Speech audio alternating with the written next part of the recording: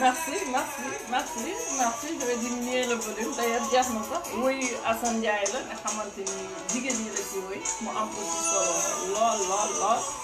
Merci, merci, merci, merci. Et donc voilà, chers followers, chers internautes, maa ngi seet bu baax nu ngeen def man la Hélène Ndella Chopin nekk sénégalaise nekk doomu Sénégal juddoo Sénégal yaroo Sénégal màggee fa man maa ñëw tey bëggoon waxtaan ak yéen ci lu xew ci réew mi ndax def naa ci quelques sorties pas de façon successive pas tout le temps waaye génn naa ñaari yoon di wax ci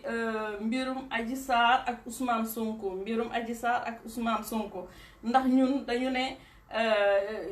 dossier bi effectivement mu ngi ci bureau juge d'instruction donc juge d'instruction moom mooy décider ku muy woo moom mooy décider nu muy doxalee procédure judiciaire bi waaye nag terewul ay interaction am na je rappelle que du ñun ñii di wax nii ci Facebook bi du ñun ñooy def procès bi du ñun ñooy dem plaider Adji du Facebook bee koy def du mbedd mee koy def du micro trottoir bi mooy décider luy am ci procès boobu may wax aussi ne du journaliste yi bëgg taal réew mi du ñëpp de am na ci ñu jub am na ci ñu neutre am na ci ñu am maturité xam nga nag dafa am ñoo xamante ni nag wax dëgg yàlla dañu sol mbubb journaliste ba pare ñu dem di far di def naka sudul noonu dama leen di wax ni di ñoom ñooy décider procès bii te du seeni kàddu mooy indi un plus ou un moins ci bureau Adji Sarr ak Ousmane Sonko bu nekk ci juge d'instruction bi loolu laa bëgg mu leer journaliste yooyu nag man duma leen tudd parce que je pense que c'est pas important d'ailleurs seen génn yu bari yi sax di ngeen gis ni wàññi nañ ko parce que kenn du leen ci topp depuis le début je disais bàyyi leen di dugal ndaw si borom salon de massage bi muy def yi témoignage c'est pas bon je le disais saa yoo wax ay nit jug di saaga saa yu nit toog def remarque ñu jug di saaga parce que boobu pardon pour le téléphone qui bouge pardon parce que boobu ñoom ñu ngi woon ci toute puissance boo xamante ni ñoom yaakaar nañ ne am nañu doole boo xamante ni quiconque mën nañ ko défier donc ndaw si nu mu tudd ajaratu boobu di maase waate ajaratu masseuse léeg-léeg ñu tuddee ko Fina léeg-léeg ñu tuddee ko Stella man sax loolu maa ngi koy soog a gis bàyyi tuur bu sell ajaratu bi di jël Fina bi wala Stella bi ajaratu boo xamante ni dem nga màkk ba ñëw wax dëgg yàlla mun nga sax def say activité correctement waaye taamu rek loué kër peinture ko ba mu xonk cuy peinture boobu lu muy tekki sax ci symbole dafa bari teg ci nag di maase ay ponkalum góor ñuy futteeku nga leen di maase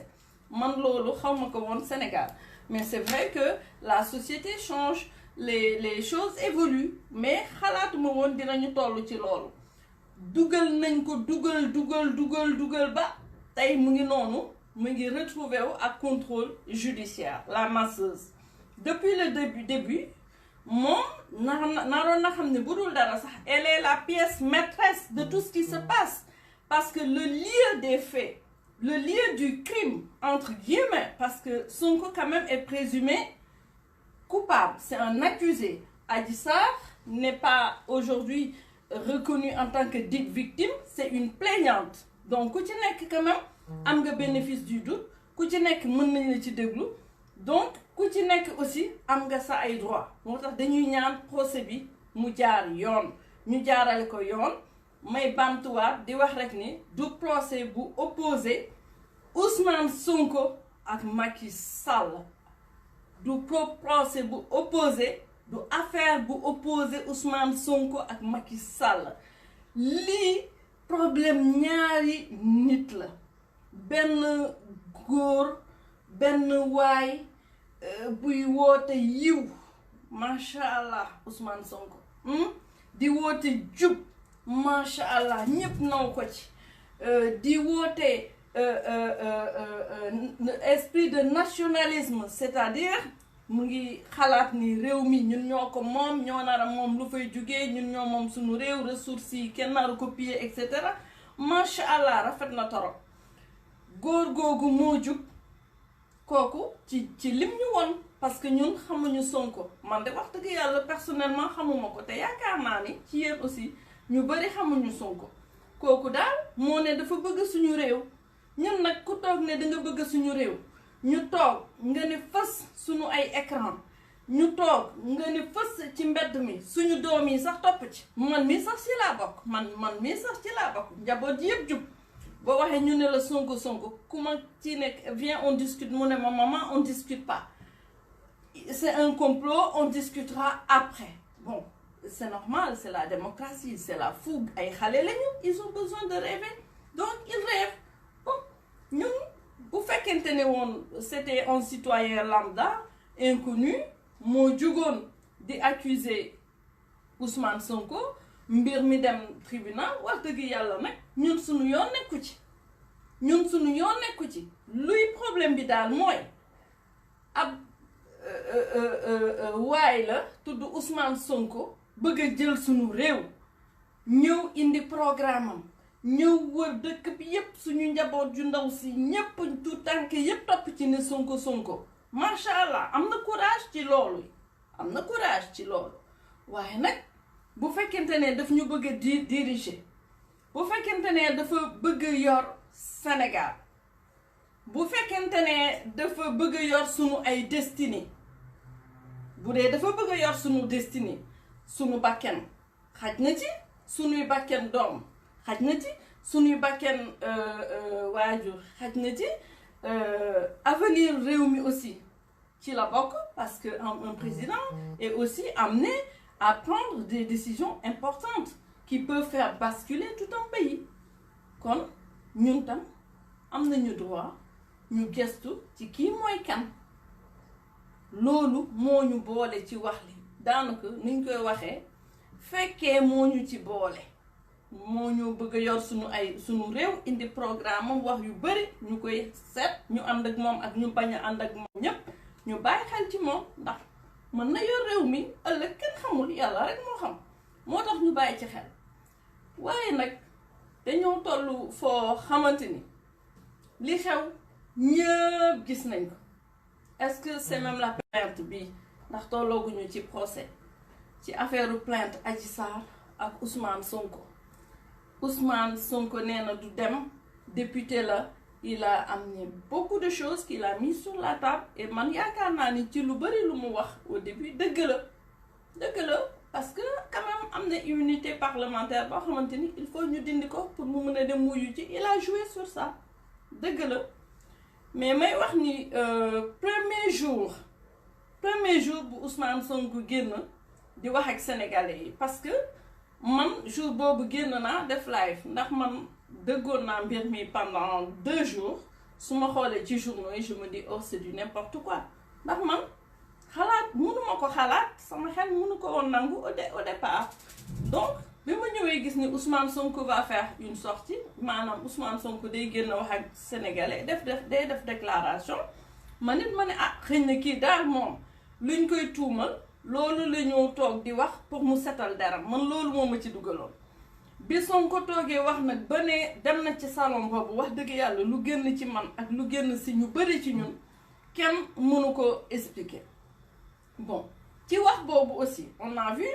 parce que mu ngi doon wax c'est vrai mais amoon na benn posture il y avait beaucoup de nervosité beaucoup d'effervescence maanaam nerveux woon na torop donc mënoon nañ ne liñ ko teg moo diis kii loolu moo tax parce que buñ la tegee loo xamante ni amul mun nga melee neneen mun nga agité wu peut-être que c'était ça man benn phrase bu ndaw moo ci retenir sama attention première sortie de Ousmane Sonko mooy bi mu génnee mu ne moom ak avocat yi pendant 3 jours ñu ngi tëju maanaam moom ak avocat yi pendant 3 jours ñu ngi lelu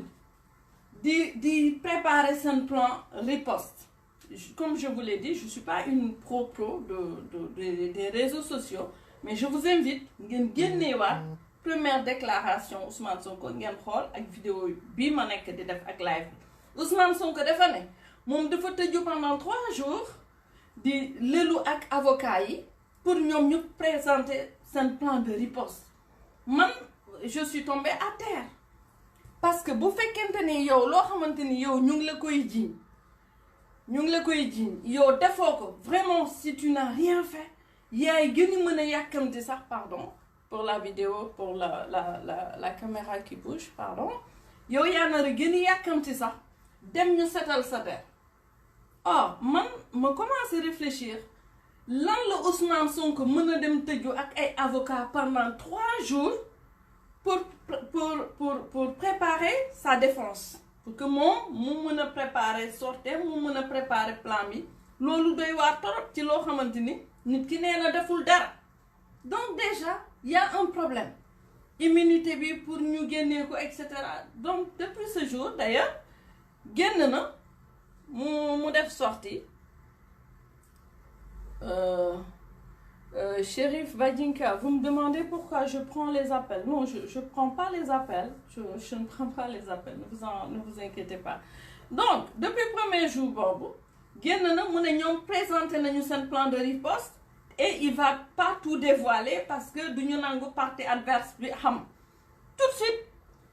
les jalons d'une confrontation sont déjà posés et forcément Ousmane Sonko savait qu'il allait s'engouffrer. Moom xam na nit mu ngi préparé dara am na dara amul mais moom mu ngi préparé wu ci défense am 3 jours lelu ci koo xamante ni deful dara problème bi commencé na depuis ce jour là la génn mu taxaw mu ne génn leen complot la génn leen Macky la def ma bëgg a éliminer génn leen Macky yàgg na ko def ñëw leen ngeen xeexal ma bëgg a jël doomu jàmbur yi bëgg ñu jël parce que am na ñu ko topp sax di waat Ousmane Sonko moom jëlul alxuraan waat mais am na ñu ko topp di waat sunu doom yi aussi ñoom ñëpp bëgg ko ñu topp ci ñu ne complot la ma yaakaar ni wax dëgg yàlla bu fekkente ni moom deful woon dara du fa doon toog pendant 3 jours di lëlu ak ay avocats pour que ñu préparer ko benn plan boo xamante ni moom nar na ko communiquer te du ci tegu du ci yokk aussi ni lii complot la ñëw leen ngeen xeexal ma yabaate dëgg parce que mon problème bi ma am ci lii yëpp foofu la jóge comment un homme peut interpeller impliqué ci benn affaire viol demoo daw setal sa der Ousmane Sonko mu sell mi dawuloo dem setal sa der un jeune sénégalais qui a des ambitions qui se bat qui veut diriger ce Sénégal-là il en a le droit il peut un jour être amené à diriger ce pays-là loolu moo tax mu intéressé ñu mais munoo dem bokk ci loo xamante ni bi ngay dem yow yaa ngi làqatu munoo dem bokk ci loo xamante ni bi ngay dem àndoo garde corps àndoo ak kenn dara et d'ailleurs ajaratu masseuse bi moom mu ngi koy wax moo njëkk a génn di wax mu ne bu ñëwee fële lay nëbb otom buggul ko gis su ñëwee day muur kanam bi buggul ko xàmme magum jëm loo xëy di def di muur sa kanam di nëbbatu di joxe sa ginnaaw sa yaram bi ñu koy pamti te nangoo ko gis sa kanam loolu rek problème la woon donc Ousmane Sonko mënuñoo woo ci xeex boo xamante ni pour gàttal je dis bien pour gàttal Ousmane Sonko mënuñu woo xeex ci xeex boo xamante ni du sunu xeex du sama xeex du seen xeex du sa xeex militant Ousmane Sonko yi xeex Adji Sarr la ak Ousmane Sonko ñoom ñaar ci biir néeg kenn fekkeewul parce que Sonko bu fekkente ne il était responsable su dee massage rek moo ko fa yóbbuwoon misaal bu ndaw je vais dire 2 choses sur ça la première misaal bu ndaw bu fekkente ne massage moo ko fa yóbbuwoon massage dong on est sur des hypothèses je dis pas que c'est vrai je dis pas que c'est pas vrai je veux bien être honnête mais on peut réfléchir parce que moom moo génn mu ne il s'adresse aux Sénégalais loolu moo tax ñu ne dañuy def sunuy vidéo on s'adresse à Ousmane Sonko parce que ñun aussi moyens yi la ñu am pour wax ak moom lan moo tax bu dee massage rek moo ko fa yóbbu parce que mbir mi lu ko lëmbee yépp coow li lu tax mu bëri yépp en fait c'est parce que ils étaient deux dans la cabine de massage lan moo tax bi Adji Sarr ne stagiaire bi masseuse bi beneen masseuse bi mu génn ci biti bàyyi leen lan moo tax Ousmane Sonko bañul ne ko na des lan moo tax mu nangu kooku génn parce que mbir mi lu ko indi mooy seede amu fa lan moo tax Ousmane Sonko nangu kooku génn bu fekkente ne wax dëgg yàlla massage moo la indi ñu ne keneen génnal yow nga xam bayre makaama responsabilité l'opposant le plus surveillé le plus radical yow nga wéet ak jigéen nga nangu kooku génn lan moo tax mu nangu kooku génn quand même dofuñu problème bi fa la nekk Sonko devait exiger mu ne non j'exige qu'elle reste d'autant plus que c'est une masseuse j'exige qu'elle reste na toog ñu maase ma nga maase ma kanamam walla suy génn may génn ou bien on arrête lan moo tax mu nangu kooku génn loolu mooy problème bi lan moo tax Ousmane Sonko nangu kële dem moom mu tëdd walla mu toog ginnaaw nee nañu day toog ci kaw chaise mu dëpp ñu maase ko waaye day muur kanam bi yéen xam ngeen ne mag lu muy def di ci muur kanamam di ci lax du lu baax te du dëgg ñun ñëpp xam nañ loolu mooy premier point bi le deuxième point ngeen ne complot la parce que njëlbeen ba da ngeen ne amul c'est pas vrai man sax newoon naa duggul sax ci salon boobu wax dëgg yàlla ma ne c'est pas vrai pour man tegu fa sax tànkam tegu fa tànkam léegi ngeen ne complot la d'accord thèse complot bi pour yéen man je veux discuter avec les Sénégalais moi je veux discuter avec les partisans de Ousmane Sonko wala Ousmane Sonko moom sax suñu mënee leeral wax dëgg yàlla moo indi kàddu gi ci écran yi ci télé yi partout mu wax ñun tam bëgg nañu mu tontu ñu lan mooy complot bi parce que complot bokkul ak piège y a une différence complot bokkul ak piège complot mooy li ñu wax yëpp fen la dara mënu fa am jotewul ak xale bi yëpp dara mënu fa am loolu dañu comploter ñu bëgg ko dugal et cetera mais yéen Ousmane Sonko lu muy wax nii piège la niru piège moo di dugg nga ci loo xamante ni am na te xalaatuwuloo woon ni dinañ ko jëfandikoo neneen wax ji yëpp mbir mi loolu lay niru complot bi daal mooy amul seen bopp seen yuur moom maaj ci loolu ñu imaginer ay complot ñuy wax lu amul et cetera mais lii du benn complot li ngeen di wax complot nag na ngeen ma dimbale dugg sama page jaa waxoon ni dañ ko comploter tëj ko jël ko yóbbu ko ndax luñ ko tegu ñëpp dara amu fa loolu complot la waaye bu fekkente ne am na yow am na lu xew ci biir néeg boobu waaye yow xalaatuloo ne dina am lu ñu jël ci yow ñu dem denc ko feneen ci biir kopp ñu congelé ko en fait c'est ça la vérité yow xalaatoo ni am na lu ñu jël ci yow ñu yóbbu ko parce que bi nga ko doon def xamuloo ni am na luy génn ci yow ndaw si dina fexe ñu jël ko yóbbu ko def ko ci biir kopp ñu congelé ko loolu nga ne complot la parce que bi ngeen ko doon defante xamoo woon ni loolu day am xamuloo woon donc ça c'est un problème même bu fekkente ne piège la mais boo demee kër nit supposons mu jox la du vin du vin on va prendre l'exemple du vin ngeen di waxtaan nga naan ay kaas naan ba mandi dëgg la dem nga ko seeti mu jox la mais tu es responsable parce que kenn takku la kenn ubbiwul sa gëmën ñu sol la ko comme un tonneau yow yaa ko naan ba sa biir fees nga jug jël sa oto nga dem dawal nga rey nit du fi nga naan wala kii la may nga naan du kooku moo rey yow moom mu yaa rey parce qu'on est aussi tous responsables et maîtres de nous lan mooy complot parce que gis naa yéen ci waxtaan bi léegi da ngeen di jékki-jékki rek ngeen ne waaw jot na ci ndaw si man terme yooyu sax bëgguma ko utiliser parce que dafa di terme yoo xamante ni c'est vulgaire en même temps sujet bi ça parle des fesses boo koy wax sax da ngay jéem a wut ay termes noo koy arrondir pour ne pas choquer noo koy arrondir pour mën ci wax et c'est difficile. complot bi pour yéen lan la léegi dañu naan sax jot na si waaye du woon viol ak mooy yomb luy du woon viol munul génn ne loolu musul am ba ñooñu am lu ñu denc fële moom mu xëy dellu si mu ne du woon mu ne da ngeen bëgg ne léegi jote nañu waaye ndaw si daf ci àndoon waaw comme ndaw si ànd na après ñu utiliser ko bëgg ko éliminer non dafa ne loolu musul am. Donc bu fekkente ne loolu am na réellement et qu'il l'a nié ça veut dire que même Ousmane Sonko n'assume pas à partir du moment où lui l'homme lui qui a l'âge du père de cette jeune fille là parce qu'elle peut être sa fille si Sonko lui-même n'assume pas mais la jeune fille n'a pas à l'assumer. bu fekkente ne seqoo nañu foofu dara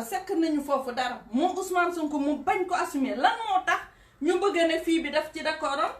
parce que au début da ngeen ne musul dem ci salon bi man sax si ñu doon ne musu fa dem laa bokk ngeen wax xeex ngeen ne Seydina Ousmane Sonko mu sell je dis il veut diriger mon pays et moi je m'intéresse aussi à lui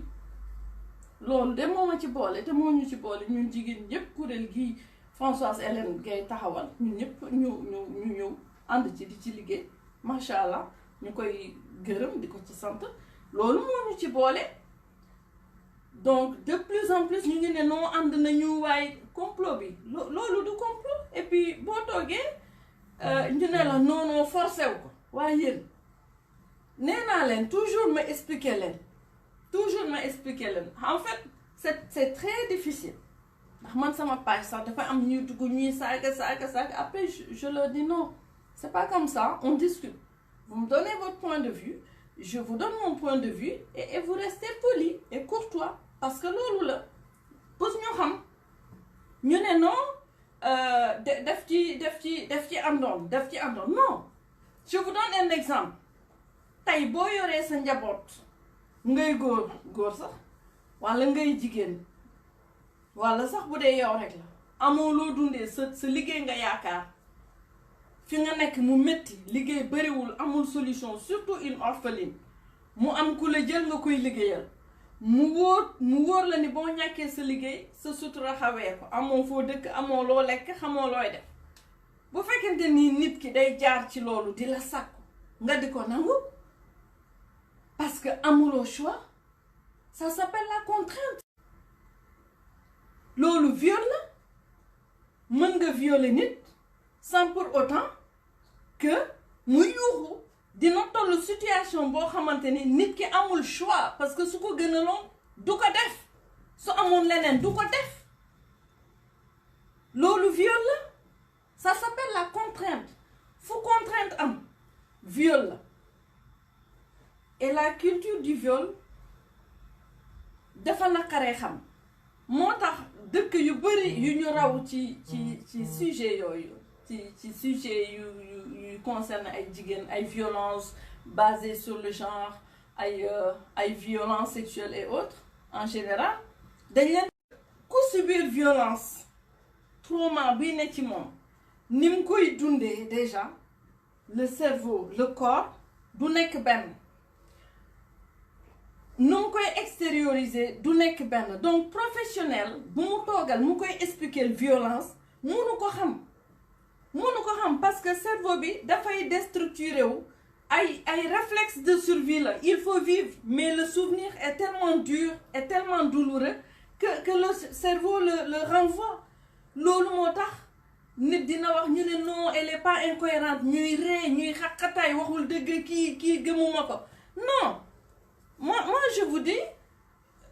il faut faire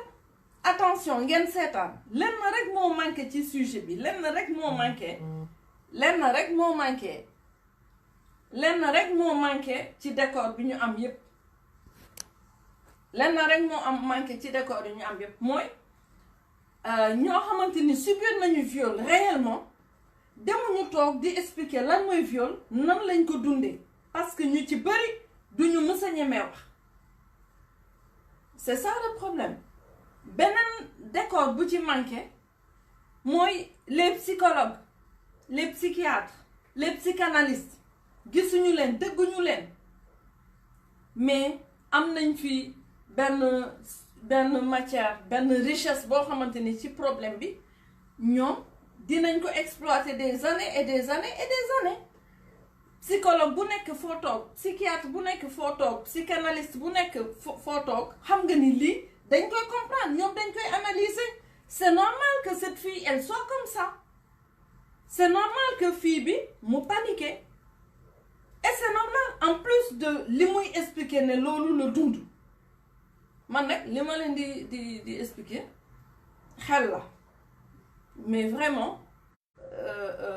xel la ku ma mën a déglu ak xel c'est bien ku mënul comprendre malheureusement ça va être compliqué ça va être très très très compliqué donc fille bi lu mu jot a dund déjà c'est difficile pour une jeune fille de 20 ans taxaw ne dañ ma violer parce que boo nee dañ ma violer déjà dans notre société góor yi may seetaan vous qui êtes avec nous dites-moi ban góor moo bëgg jabar bu ñu violer ban góor moo bëgg jabar bu ñu violer kenn bëggu ko bëggu leen ko du ngeen ko mën assumer bëggu leen ko du ngeen ko mën assumer d'ailleurs ce qui se fait ce qui se dit c'est de dire à la femme d'accord c'est arrivé et tout mais bu ko wax bu ko mës a wax voilà on va vivre ça on va vivre avec ça etc mais bu ko mës a wax donc c'est déjà un problème sur la sortie de Adji Sarr sur la libération de la parole d'une victime de viol man loolu laa leen nekk di expliquer c'est très compliqué d'une part d'autre part c'est pas n'importe qui qu'elle accuse je dis pas il l'a violé il l'a pas violé mais je suis sûre d'une chose il y a eu quelque chose et puis dina leer te na ngeen fexe ba bu ñu egg ci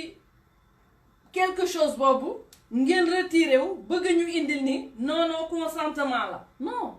si l'adulte Sonko n'a jamais assumé quoi que ce soit arrivé quelque part il faut pas que ñu ne am na mais du viol parce que plus ñuy ànd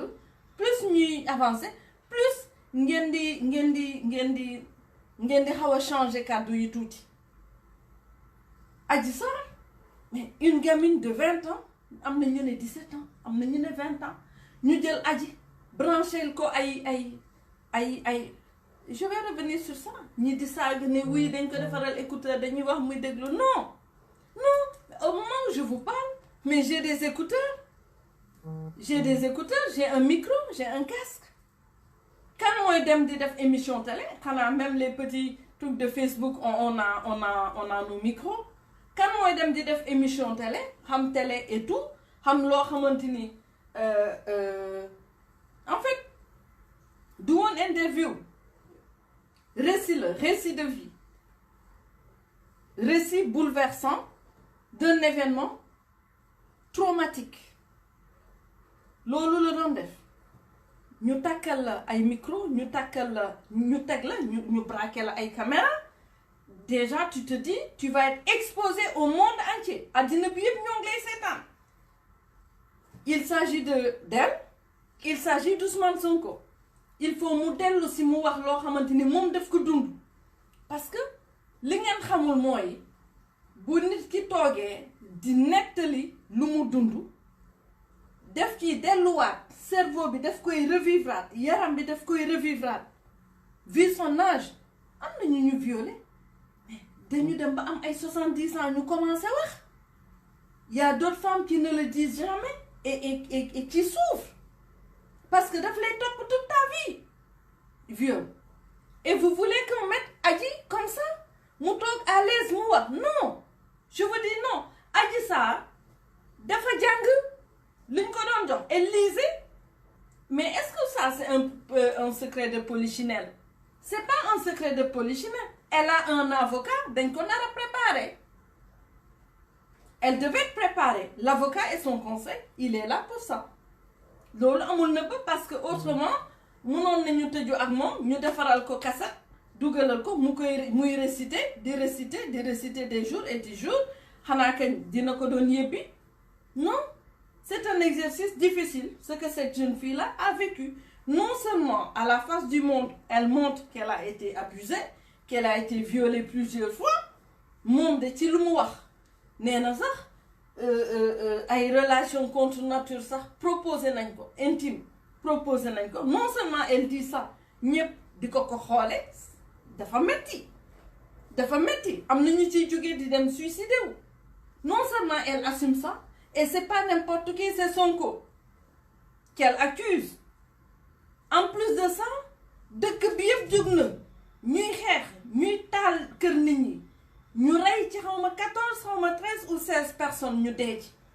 Elle a tout ça dans la conscience, cette jeune fille là orpheline. ngeen bëgg mu am sérénité. fan ngeen lu tax ngeen bëgg mu am sérénité? dafa lire.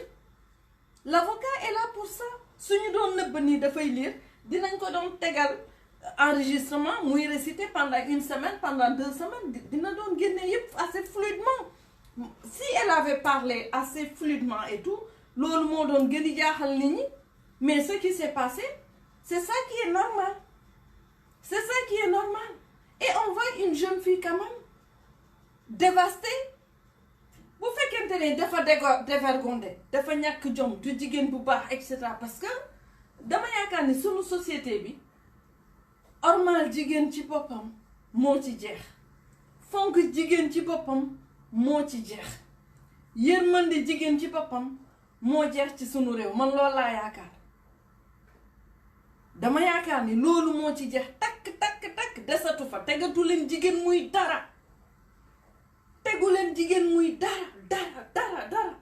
Et loolu ñun jigéen yi aussi am nañ ci responsabilité, parce que ñun ñooy yar xale yi ci kër gi. La place de la femme, la question du genre, man yaakaar naa ni dañ ko sax nar a dugal école. dañ ko nar a dugal école dès le bas âge. ñu informer xale yu góor yi, ñu leen di sensibiliser pour que loolu mu bokk ci sunu ay références culturelles, pour qu'on ait des réflexes, parce qu'on n'a pas les réflexes. Nos hommes n'ont pas le réflexe. Loolu moo ñu manqué. On n'a pas ce réflexe là, la violence basée sur le genre, etc. mun naa dugg xuus xool expliquer le petit garçon, la petite fille, fan la góor ki di découvrir pour la première fois qu'il est supérieur à la femme, etc. Il suffit juste qu'ils aillent faire pipi. C'est peut-être un peu brut. Et que l'homme découvre qu'il a quelque chose en plus de la fille. Parce que ça se voit. Parce que ça déborde. Quelque chose en l'homme déborde que la femme n'a pas. Forcément, j'ai quelque chose de plus que toi dans la nature. L'expansion du machisme. Ça vient de là. Après mu am ay stéréotypes dañuy yar pour ñu jàng togg, pour ñu mën yor jëkkër, pour ñu mën yor kër, pour ñu mën yor ay xale. dëgg la mais société bi tey dañu toll foo xamante ne góor baax na jigéen baax na. yor sa sutura bu ndaw sax walla yor sa jabar nga jàppale ko nga fonk ko mënu tax ëllëg boo fi génnee sax mu yor say njaboot du dem taxawaalu ci. te Adji jàmbaar la. Adji Sarr mii kat jàmbaar la. ku toog boole ñaari liggéey di def massage di nëbbatu parce que mënu ko assumer, xam na ni baaxul mais amul leneen. di dem jàngi ñaw boole ñaar yooyu boole ci sëriñam génn na wax di dem ci jàkk ja di julli di muuru di bale jàkk bi. donc possible yépp ñu xool ñun de bu ñu sañoon de ñu jox ñu Adji su fekkente ne complot la, encore pour revenir sur la thèse du complot du doon demee nii Adji ñaari ponkal yu góor walla ñett walla ñeent lay indi ci buntu kër googu mu wéet ak Sonko futteeku rek yuuxu bu ñu nee lan la mu ne leen daf ma bëgg a violer ñëpp dugg si dañ ko fay fekk voie de fait ñu gàddu Sonko ne ci salon bi lañ ko fekk et cetera photo génnee lii yëpp du ci doon am donc du complot bu dee complot la dina ko doon monter de sorte que ki ñi ngeen ne dañu pousse Sonko c'est l'État qui l'a poussé qui a poussé Adji vous avez tort buñ ko yónni woon mu def lii xanaa kay dina doon am sax téléphone bu baax tuuti du doon am téléphone boo xamante ni mënul dëgg sax xanaa kay quand même bu dee dañ ko yónni dinañ ko doon jox téléphone bu baax quand même pour mu mun di ko enregistrer pour mu mun di ko filmer quand même un État est puissant un État est fort su fekkente ne woon complot la Sonko du fa génn yaramu nen boobu mu futteeku dugg jacuzzi ba ak xale yi 2 pièces fa lañ koy jàpp rap photo ko filmer ko du génn il suffisait que Adji yuuxu ci biir du génn un État est fort kenn du xeex ak État ku xeex ak État rek defe ne di nga ci am ndam danga xamul nu État mel nu État toll kenn du xeex ak État c'est une machine puissante à broyer li nga mën def mooy mobiliser ay forces def ay bataille d'opinion loolu moo tax ma ne leen li ngeen di toj li ngeen di yàq di intimider nit ñi di saaga ça ne marche pas parce que am na ñoo xamante ni on peut pas les faire taire on peut pas se battre contre un État bu dee complot la Adji dina doon am as téléphone bu ndaw bu baax moom tam ndeysaan ñu ko ciy woo muy wuyu ci téléphone bu baax bu ndaw bu gën sama bos bi bu dee complot la Sonko du génn ils allaient flanquer des caméras mu dugg ci jacuzzi boobu mu dugg ñuy dem rooti ndox di ko sottil ah vous imaginez quand même ñoo toog ci jacuzzi bi il peut pas acheter un jacuzzi mu def ko këram Ousmane Sonko bu bëggee mu dugg fa mu plonger fa ak ñaari jeegam bu dee loo c'est ça qui lui plaît dagan na non du moo leen takk ñoom ñaar bu bëggee mu def jacuzzi kii def 2 pièces kii def 1 pièce ñu fayu foofu il est où le problème benn complot amu fi benn piège amu fi foofu dafa am lu fa am te dina leer te Ousmane Sonko xam na ne am na lu fa am ñun xamuñu lan la bu doon complot du génn bu doon complot Adji filmé na ko yëpp jox nañu Adji ay caméra mu branché ko foofu yëpp des caméras invisibles yu bëri nga xamante ni sax danga koy flanquer rek comme benn tomate bu ndaw ñu teg un petit truc kon filmé nañ ko yëpp film baa ngi ci biti benn complot amu fa bu complot amoon ay mbër la ñuy teg ci biti bu futteeku di dugg ci jacuzzi bi rek Adji yuuxu ñépp ñëw ñu ne ko Sonko yow la ñu filmer photo jeexoon na wax bi jeex na donc complot amu fi la thèse du complot dama bëgg ñu jël loolu ñu génnee ko ñu yóbbu ko fële Sonko na wax nit ñi lan la def xale bi mais comme contrôle judiciaire am na mënu ci wax su demee wuyu ci dinañu wax lan moo xew moi je dis bien Sonko jusque là est présumé on dit pas qu'il est coupable hein? Il a la présomption d'innocence comme Adji on dit pas qu'elle est victime Adji est plaignante mais une affaire entre 2 personnes nañu dem wuyu ci Macky Sall nag ñun xeex nañ ko lool te dinañu continuer di xeex pour que mu jàppale population bii parce que population bii génn dugg ñambaasu ci xeexu Sonko bii du Sonko moo tax ñu génn te ñoom du seen xeex ndax dëgg naa ci sax groupe jeune yoo taxaw naan dañu doon wàcc liggéey di jënd fondé di naan loolu la ñuy reere léegi reeratuñu parce que boutique yi tëj na borom fondé yi jaayatuñu ndax couvre-feu bi il faut que Macky mu jox jeunes yi emploi il faut que Macky mu liggéey. Excusez-moi baal leen na de c'est les aléas du direct waaw lan mooy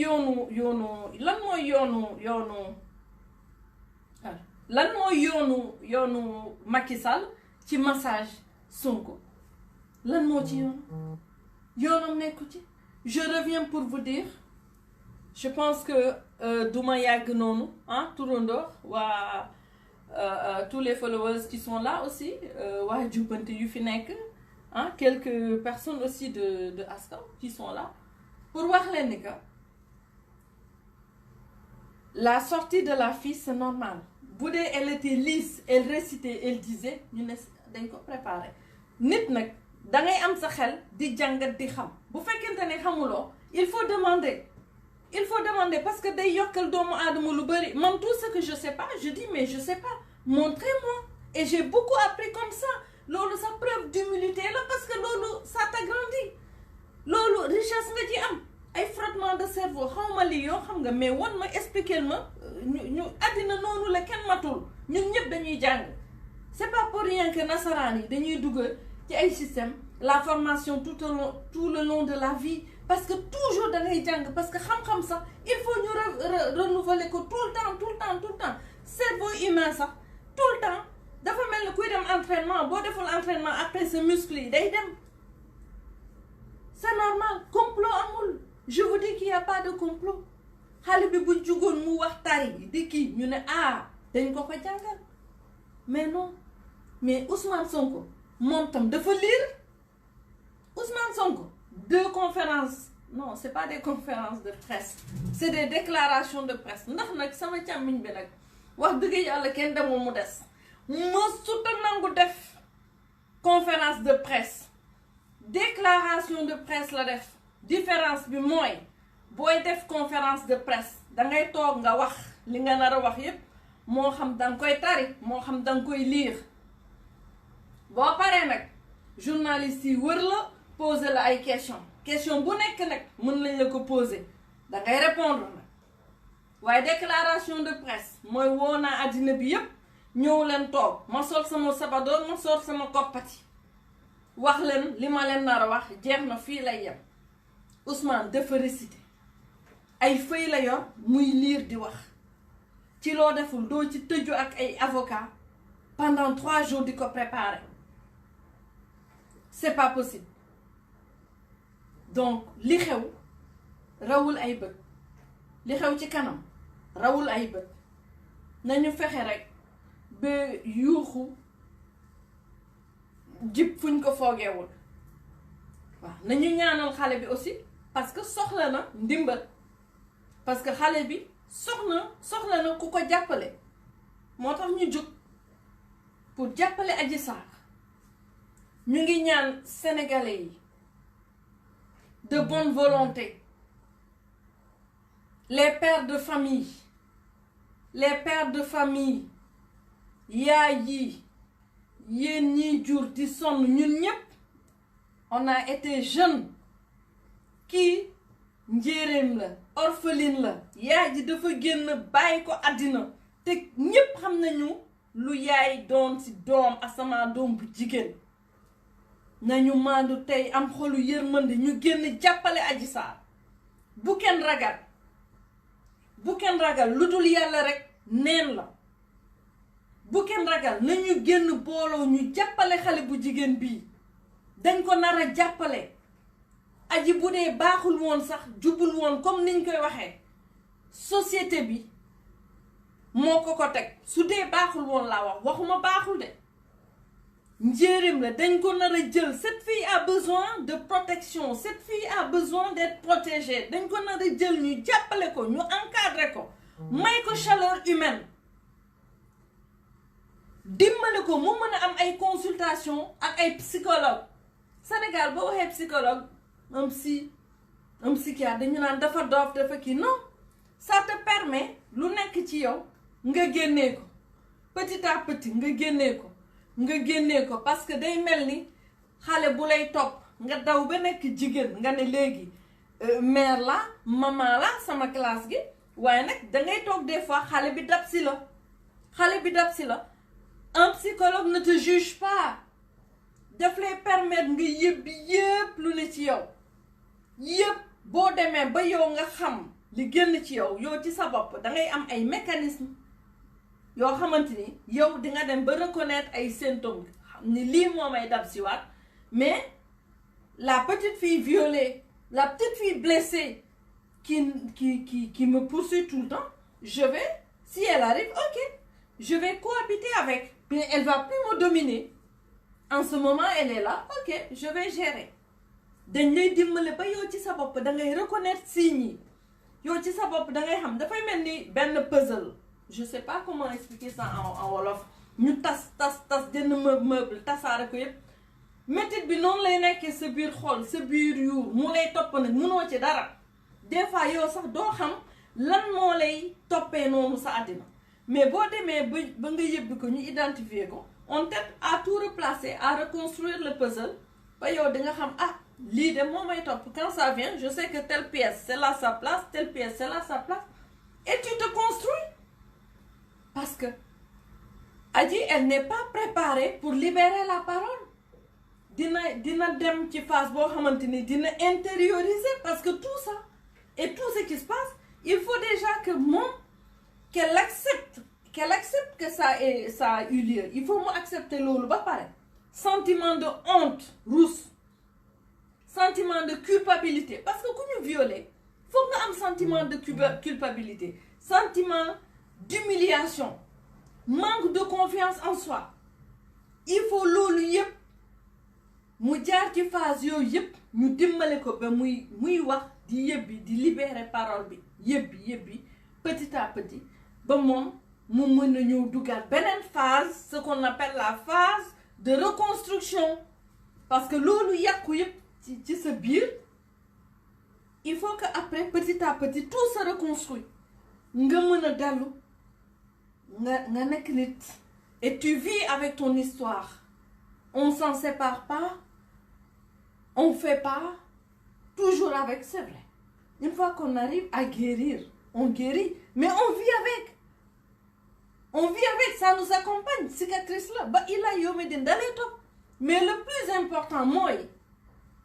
xeex bi ñu jug tey di ko def ñu taxaw ci ak Françoise Hélène Gaye ñuy woote quelle que soit l'issue de ce procès là am na wala amul lu ci am solo mooy ëllëg bëgg nañu permettre ci dëkk bi suñu réew Sénégal muy feneen xale bu jigéen ñu violé ko mu sañ a taxaw ne yaayam dañ ñu violé mu sañ a taxaw ne papam dañ ñu violé mu bañ ko denc mu koy yàq mu koy détruire pour que les gens osent parler parce que plus nit ñi di ragal a wax yu mel nii ñooy tax nit ñi di ragal a wax parce que boo waxee dañu naan yaay fen boo waxee viol parce que cerveau humain du nangu duñ ko accepter désordre social lay indi et dans nos sociétés comment je vais appeler ça c'est le patriarcat qui est attaqué quand on parle de viol géño góor yi la ñuy laal j'ai des expressions françaises des fois j'ai du mal à le dire en wolof parce que ça peut être vulgaire or c'est pas vulgaire c'est le sujet qui est sensible boo waxee viol yaa ngi attaqué indexé la genre masculine le patriarcat loolu ngay laal boo nee viol rek yaa ngi laal loolu et loolu c'est sacré en Afrique et c'est tabou donc cerveau yi duñ ko nangu désordre social lay indi c'est un désordre social parce que sunu société bi dañ ko construire pour que góor am toute puissance ci kaw jigéen parce que jigéen vie am naru ci am plaisir la femme elle est faite boo jógee ci sa protectorat parents yi sa papa moo lay yar moo lay toppatoo etc encore hein s'ils sont là se sont pas envolés hein moo lay yar mais boo jógee ci loxo ku góor kooku mais ci beneen góor ngay dem kooku moo lay yor dañuy wax sax moo yor sa caabi aljanna ñun bañ nañ ñu sax ba dañu naan góor yi ñoo yor suñu caabi aljanna ci seen benn faar daal la ñu daan mu bind ñu ci comme on est insignifiante en fait on est vu comme ça on est considéré comme ça ñu ñëw nag la mentalité négro-africaine parce que loolu la ndax religion bi c'est des religions qu'on nous a transmises c'est des religions qu'on nous a transmises religion yi jógewul si ñun dafa am ñu ko indil muy bu catholique bi muy bu musulman bi dañuy indi religion yi mais ñun religion yi pour ñu adapter ko dañ ko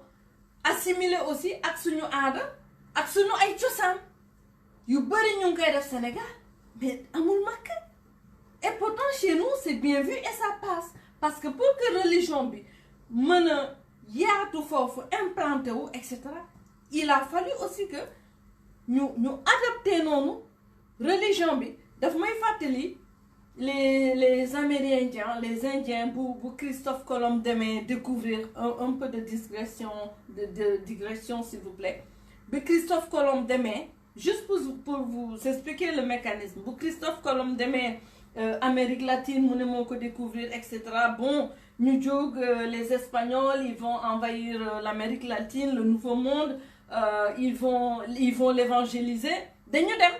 mais dañu fekk Indiens yi ak seen xërëm ñoom dañu ñëw ñu toj yëpp ñu ne Indiens yi dañu ñëw tabax église Indiens yi dañu dem mais Indiens yi seen xërëm yooyu ñu tabax ñu toj ñoom dañ ko doon dëpp ça c'est les Mayas c'est les Incas ñoom dañ ko doon dëpp pour mën a julli vénérer ñoom noonu lañ ko dëppee ci miir église yi ñu tabax yëpp donc tubaab yi defe ne ñoom Indiens bu ñu duggee seen yàlla la ñuy adorer alors que ñoom xam nañ ñu foofu seeni yi ñu gëm seeni xërëm la ñu dugal foofu ci miir yooyu kii mu ngi defe ne nax nañ ko dugal nañ ko ci sunu religion ñële ne non ñu ngi def fii mais ñun nos dieux sont là en fait donc les religions qu'on nous a ramenées ñun aussi dans une certaine mesure parce que nag am na ci ñoo xamante ni ñu ngi doxal religion bi tel que prôné mais la masse elle suit ñu topp ci loolu ñu newal ci jigéen doole pourquoi xamuñu bu fekkente ne aji jigéen bu bon la ni ngeen koy waxee ah moi je m'adresse aux gens qui insultent aji am ci nag benn journaliste boo xamante ni lëmbe àddina aji fan nga nekk waaye xam na am na yoo xamante ni sax doo leen tontu ah mais bu dee aji ku bon la waa yéen ku bëgg a yor réew mi dina dem bi fréquenter ku bon ah bu dee aji tuur bi ngeen ko tuddee la tudd Ousmane Sonko mu sell mi lu mu fay def kii ngeen di saaga ne dafa bon ne du jigéen bu baax ne du jigéen bu wér waaye yéen Sonko lu muy def ci kii lu ngeen saaga aji lu raw mu ngi ci Sonko parce que Sonko gënul aji te aji sax moom dafa jugul di ko fekki auberge ou autre moom mooy dem fekki aji fu muy liggéey boo waxee ñu ne foofu sax kër la nit dangay am xel booy xeex mun nga jël le verre à moitié vide boo jëlee le verre à moitié vide tu es dans la négativité et loolu baaxul il faut être dans le côté du verre à moitié plein là tu es dans la positivité bu ngeen koy saaga di ko yàq tout est négatif mais Ousmane moo ko gën a yées Ousmane Sonko moo ko gën a yées lu ngeen munti wax ci Adji Sarr mais Ousmane moo ko fekki su bëggoon xale bi ndax xale bi quand même dafa taaru te macha allah su fekkente ne daf ko bëgg munoon na ko takk mu util ko appartement sax kenn du ko yëg mais mu rafetal mu dund nu muy dund ak moom ci moom valeur ak précepte yu muy woote mais defu ko ci laa bëggoon eggali waxtaan bi ak yéen parce que guddi na ma leen di gërëm di leen di sant defoon naa benn publication sama page nag waxoon naa ne y a une robe rouge xam ngeen aji nag bu mu waxee ba wax dafa ne dafa am benn robe rouge sax xale bi dafa wax ba wax ay détails ñun defuñu de ay jigéen lañu on a été jeune am nañu 20 ans ñun jamono yi wute rek smartphone yeeg technologie bi ak yooyu mais on a été jeune am nañu aussi ay doom dañuy dox dañuy gis dañuy dëgg tooguñu nag dañuy wut xam-xam dañuy génn dañuy xam dañuy seetlu te fu ñu de xale bi dafa wax ba wax ay détails robe rouge def naa sama page nag ne robe rouge bi dama koy maye am naa fi robe rouge on va voir xawma kan moo ci am une petite taille c'est une petite taille je vais être obligée de vous dire ma taille c'est une taille 36 robe rouge bi nag ginnaaw digge boor la robe rouge bi mu ngi nii elle est là elle est magnifique robe rouge baa ngi nii elle est là c'est une robe magnifique elle est petite de taille voilà c'est une petite une taille la robe est là man maa ko digge tey sama page j'aurais voulu ñu xool kan la ñuy jox robe bi je vois ici Françoise Hélène Gueye xaw ma ndax mën nga ma tàmmal si ñu commenter xaw ma loo ci xalaat ah je vais essayer de la mettre sur moi hop on va faire de une garde-robe c'est une petite robe magnifique mu ngi nii ndax ajir kat nee na robe rouge waaye nag robe baa ngi nii maa ko diggee woon maa koy joxee ci xol bu sedd parmi les soutiens de Adji Sarr robe baa ngi nii maa ngi ñaan sunu sœur Françoise maa ngi leen di ñaan ngeen xool désigner kenn koo xamante ne robe bi jot na ko c'est une robe qui est magnifique vous voyez c'est une robe qui est doublée elle est très belle elle fait partie on va dire des indémodables hein? Def na cérémonie def na sortie def na mariage voilà c'est une robe qui est magnifique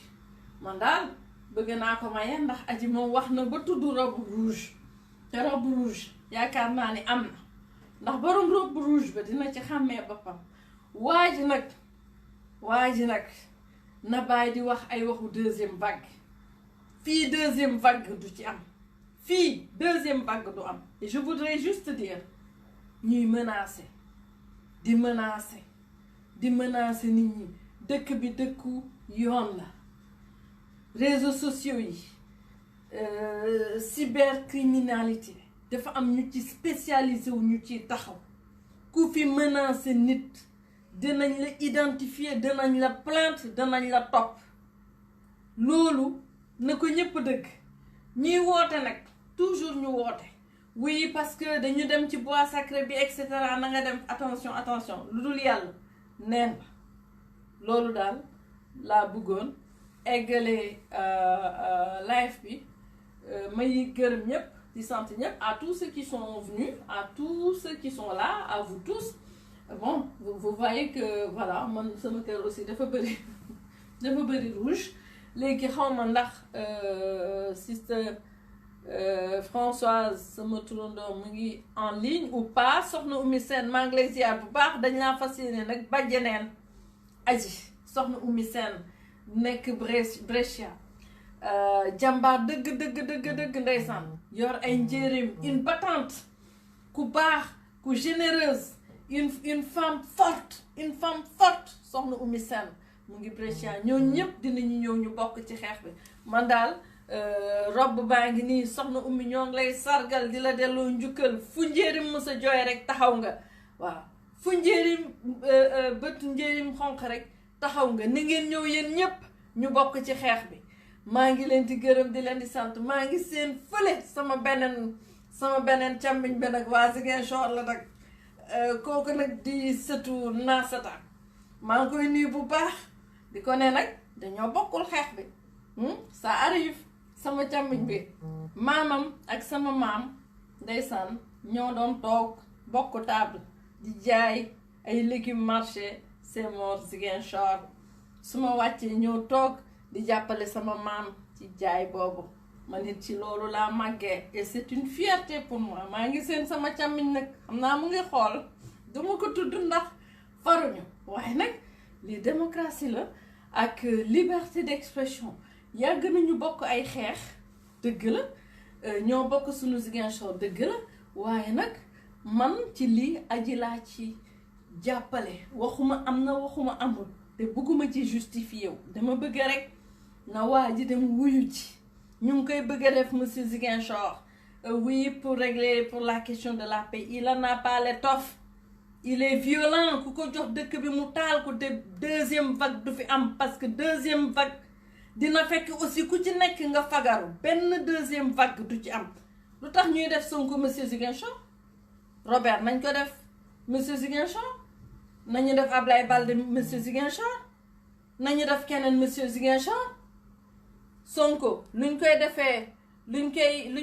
monsieur Ziguinchor kenn du hypothéquer dëkk bi parce que les Sonko boys dañuy taal dëkk bi dañuy reyee bu kenn dem fenn ku ñu menacé identifier dans les réseaux sociaux capture d'écran nga situé ko une plainte man de bu fekkente ne sama dund bi yëpp damay liggéey di fay ay avocat je ne laisserai pas passer ça et il faut pas avoir peur il faut rester fort Ousmane Sonko fii la fekk Robert Sagna nga xamante ni c'est un enfant de brin mun nga leen reprocher lépp dëkk bi doxul et tout Ziguinchor mais musuñu oote ci violence ñoo ko gën a jàng gën ko xam état gën ko xarañ Ablaye Balde nga xamante ni sax sama càmmiñ la ànduma ak moom waaye nag Ablaye Balde est un homme correct Ablaye Balde est un homme correct courtois am yëg-yëg ci nit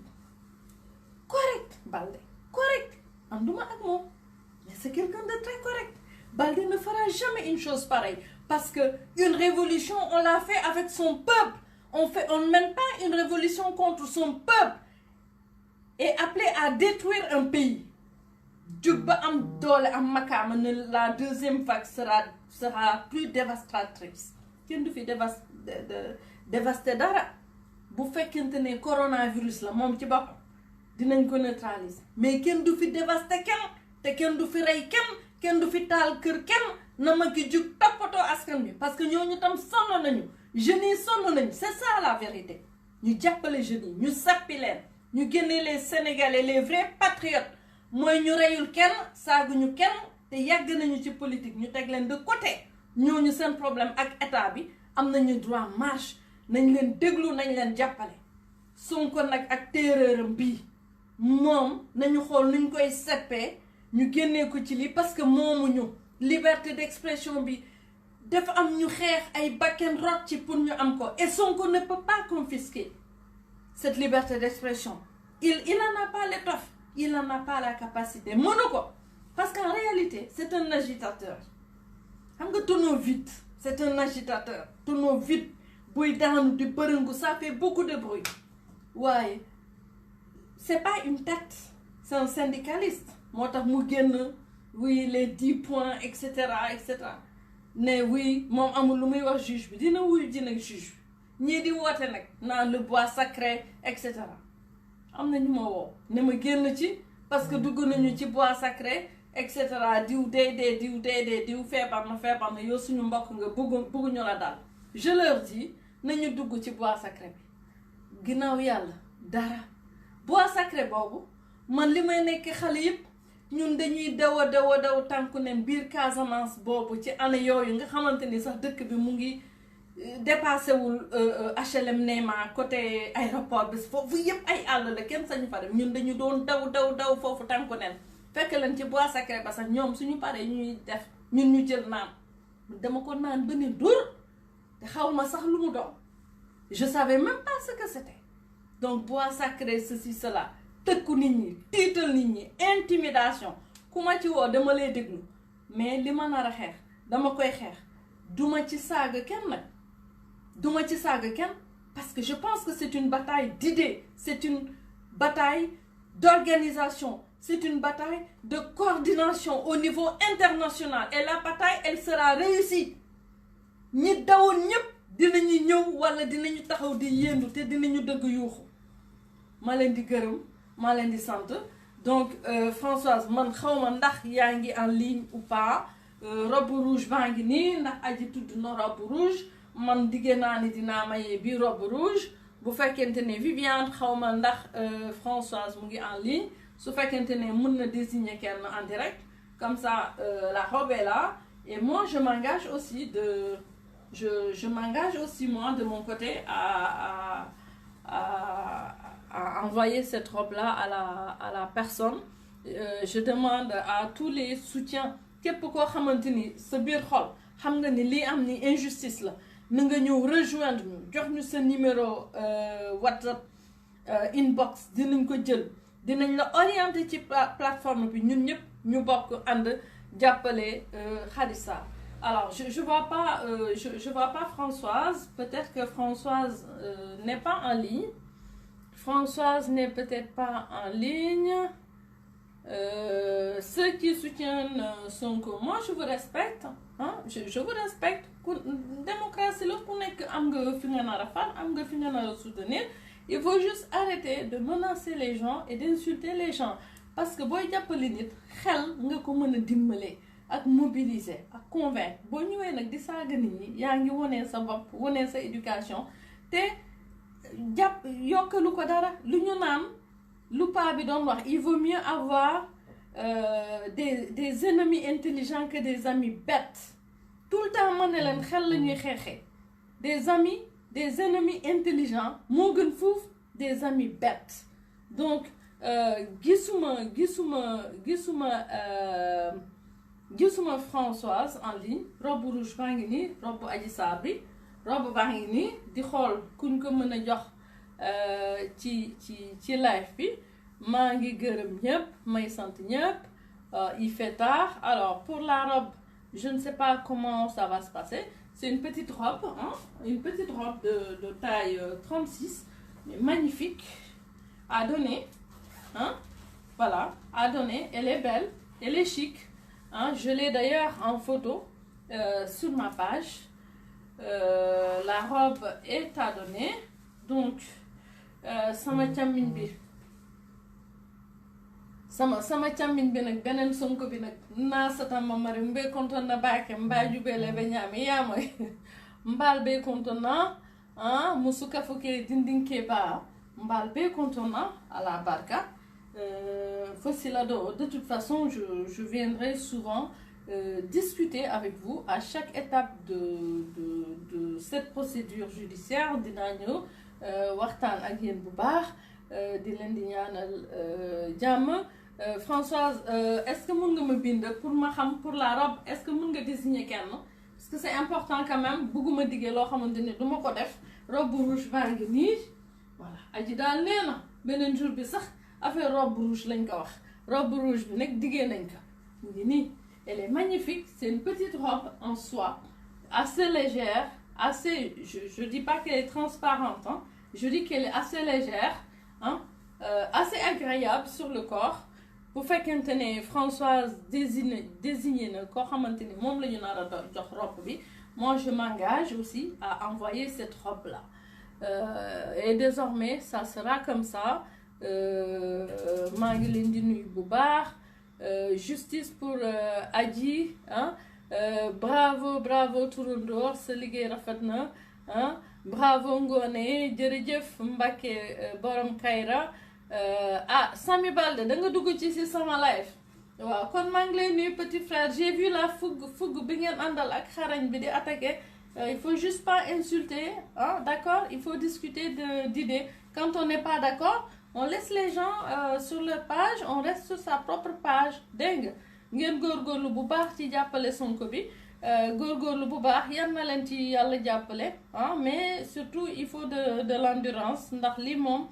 yaakaar naa ni de xaw naa doy waar. Merci à vous tous, à très bientôt. Merci beaucoup.